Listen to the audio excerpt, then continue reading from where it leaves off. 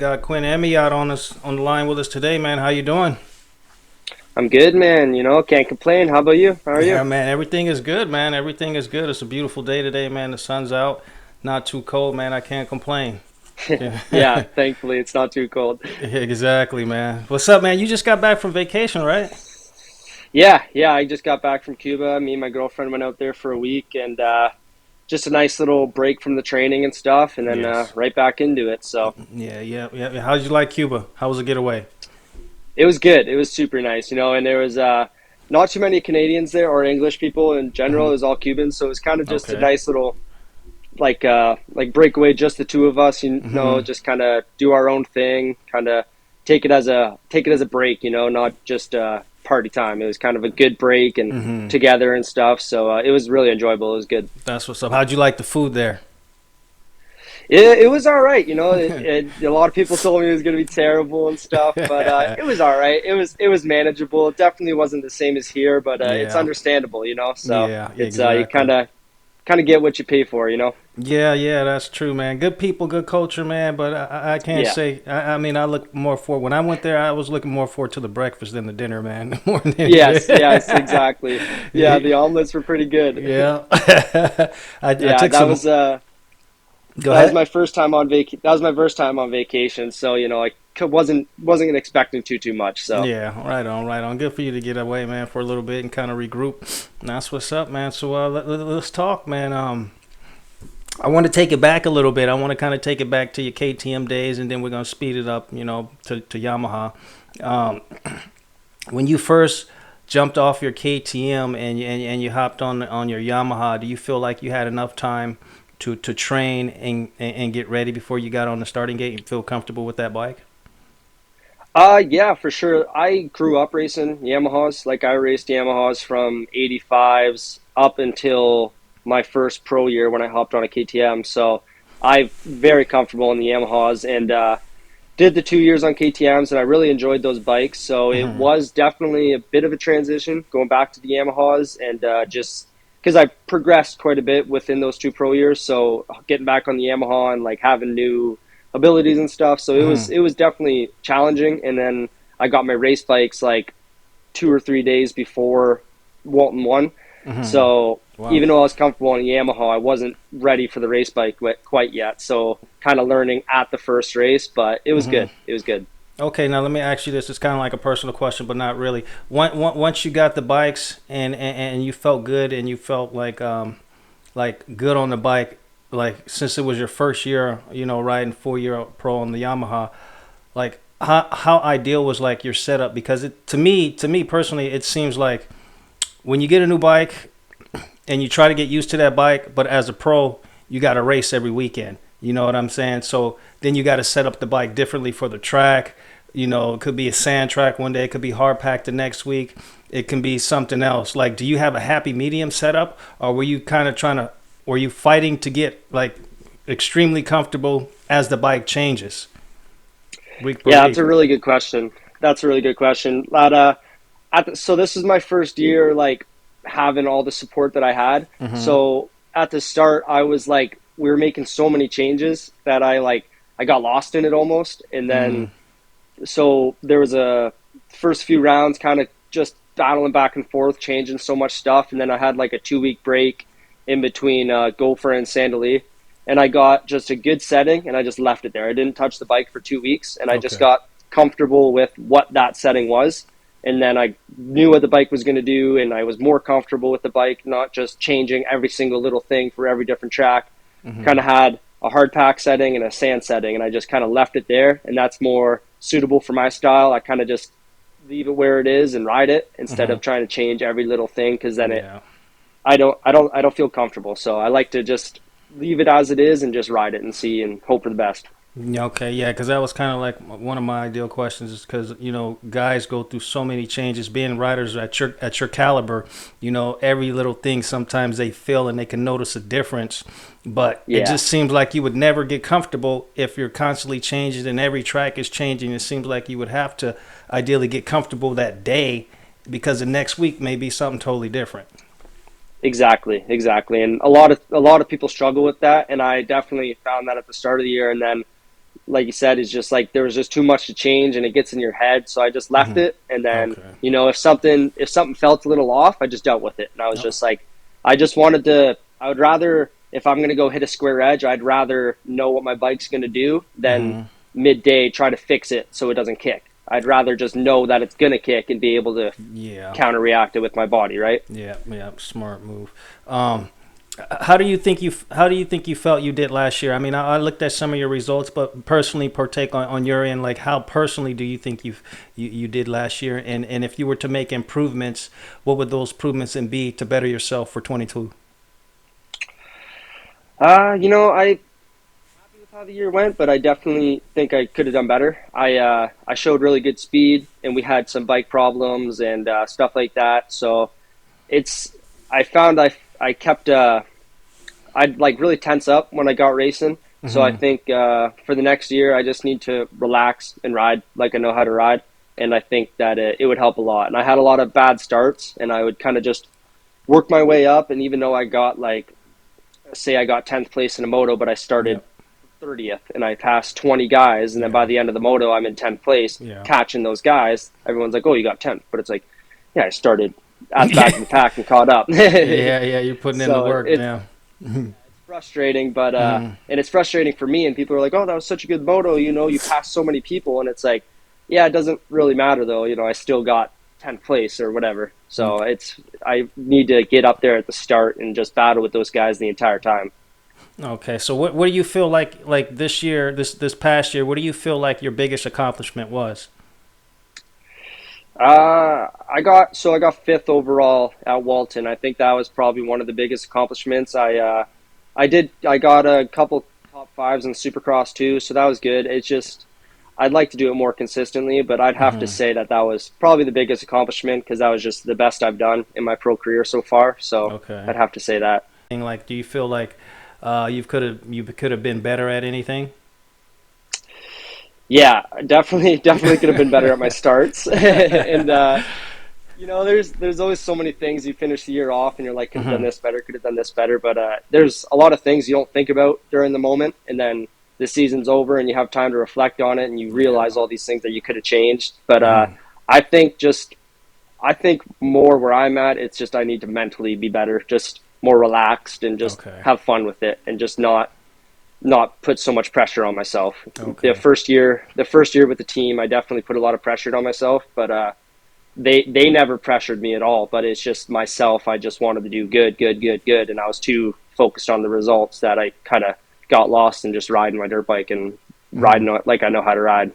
Okay. Now, what do you feel like since you turned pro and you started riding for the big team? What do you think like your biggest challenge has been? It was since I turned pro. Like the first year I had a good time. Like did really good my first year because I just didn't Hmm. have a lot of pressure. I could have done however I did was kind of like, oh well, that's how my first year went.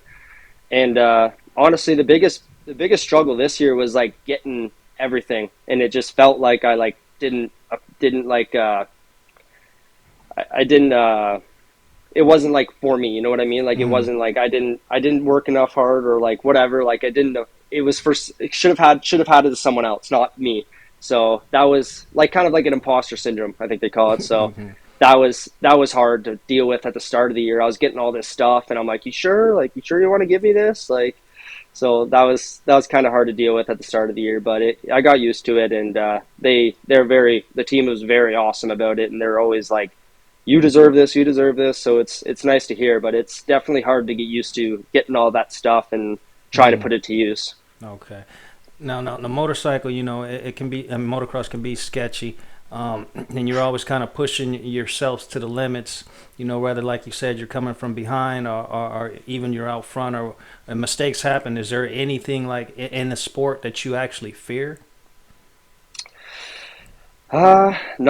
Not much, honestly. Like we do a lot of things, and it's kind of like you just got to do it now that we're pro. And Supercross definitely gets a little nerve wracking, and Mm-hmm. but that's just one of those things. It's like you got to do it, and Mm-hmm. the whoops, because this is the first year I've had Supercross suspension, like legit Supercross suspension. So it's pretty much the first year I've been like I have the equipment to skim the whoops, so I kind of have to now. So Hmm. it was that was definitely a kind of a big learning experience and a bit scary at the start, but you try not to think about it. But Yeah. that's definitely one of the scariest things is trying to learn Supercross because there's no room for errors there. Yeah, yeah, that's true, man. That's there's a big difference in Supercross and motocross. Motocross, Oh you can yeah, just blaze the throttle, and Supercross, yeah. it's a lot more timing involved, and you know how it is.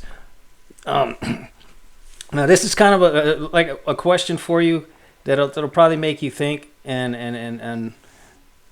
it's a lot of up and coming guys are coming out of the ranks. Guys coming over from the states, and everybody wants to dethrone somebody. Everybody wants to ride. You know what I mean? So if you feel like your your contract, I'm not sure how long your contract is for with the team, but say your contract in, and I'm just saying this because you got to be realistic. Everybody doesn't have a Yeah. ride forever. Now, say if your contract ended, are you gonna continue? Because a lot of people, once they get into that bracket of being where you're at, and then say their contract ends and they don't get a ride and they have to step back, they don't like that. You know what I mean? They kind of get used to all the perks and everything. Do you feel like you're gonna keep your fire lit? You're gonna go back as like you were as a privateer prior? Are you gonna just kind of just I'm not sure what you're gonna do. You know what I mean? What are your, do you have a plan B? Yes. So I think I'd keep going. I work during the winters Mm-hmm. as a millwright, and Mm-hmm. so and my boss lets me take all the summers off to race, and pretty much all winter. I only get to work for a couple months. So, Mm-hmm. but I the two years prior to getting this ride, my brothers helped me and my family helped me a lot. But I spent a lot of my own money, and just because I love it and this is what I want to do. So I think if I, like you said, nothing's guaranteed forever. So I think if I lost my ride and I didn't get another ride, I would definitely try to pursue it for a couple more years at least. But Mm-hmm. I'm not one of those guys that keeps chasing it and chasing it Yeah. if nothing's going to happen. So I Yeah. would definitely try on my own, but Mm-hmm. for a couple of years, and if nothing's happening, I'd hang up the boots and just go to real life.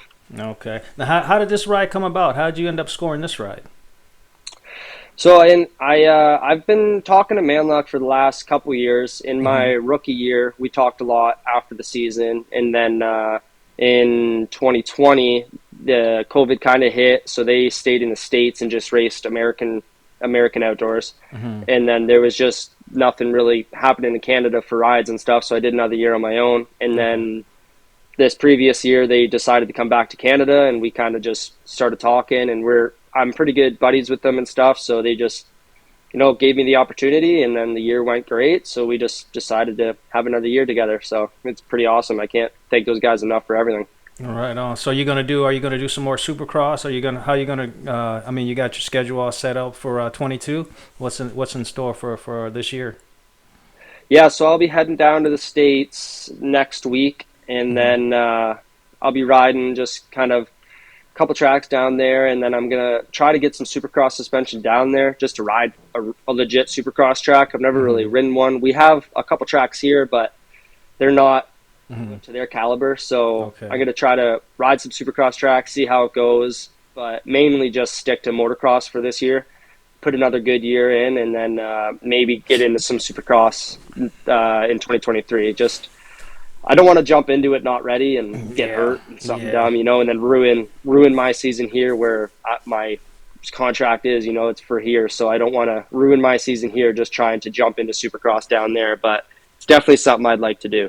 So you're going to Florida to train, but you say you're going out there to hit some Supercross tracks, but you got to come here in moto. You want to take that chance of learning Supercross and risking an injury, and then coming back here trying to moto? Or you just how come you don't just strictly go there and just train for moto outdoor? It's a long time training for moto. Like Mm-hmm. I don't need to. It's not really like you need to learn anymore doing outdoor racing. Yeah. It's all kind of reasonably the same. And being out there, it's their tracks are prepped every day pretty much. They're not sketchy. They're not rutted out. It's you can take your time and double everything, and then when you Mm-hmm. get comfortable, try to triple it. So it's not like you're just jumping into a race where if you want to qualify, you got to hit that triple. Yeah, that's It's true. when you're sitting there practicing, it's you don't have to hit that triple if but unless you're comfortable. So that's kind of where it's not such a risk. Of course, it still is with crashes and stuff. You got to make your timing and stuff. But I'm comfortable enough that I think I'll be able to practice and be safe. But I think racing, when you try to keep up with all those guys that have been doing it forever, that's when it gets sketchy. Okay, okay. So you're headed out to Florida, you said? Is that where you're going? Yeah, Yeah, because yeah, everybody's going to Claremont. Claremont, Florida. Okay, I'm not sure Yeah. whose training facility it is because everybody goes to different parts. I know people go to Club MX. Some guys go to head over to Club MX. Some guys head over to Atlanta to Millsap's training facility. There's also a few other training facilities in Florida. But how come you choose the training facility that you're going to? Which one are you going to in Florida, in Claremont? I haven't fully made a decision yet, but I Oh, think okay. it's going to be either Sandbox or Rattray, which are pretty Mm, much in the same location. It's okay.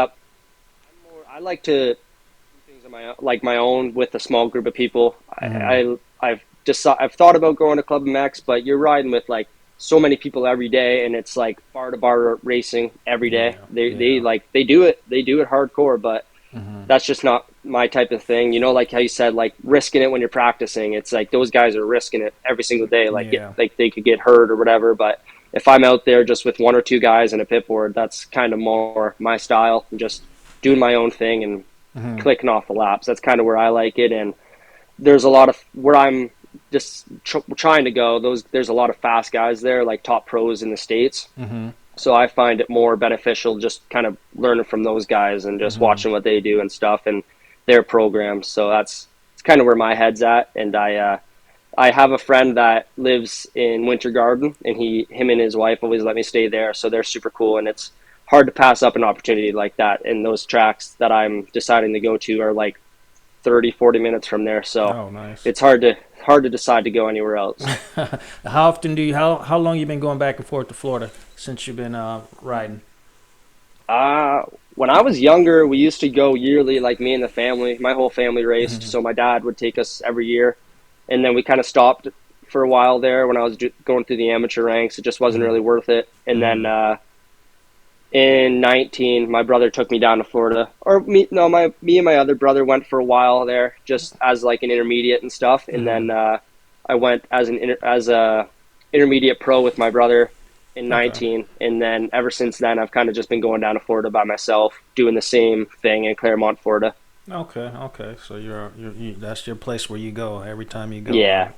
That's yeah, what's up, man. it's pretty easy from here. It's like a 20-hour drive just straight, so it's kind of the ideal place to go. Okay. So you drive out there by yourself, or you going out there this year with your brother? No, I'll be going by myself. But I want to catch up with you, dude. When you return, I want to know how that training went for you, man. And I'd like to actually meet you one day at the track, and then chop it up with you then, and then we can just go from there, man.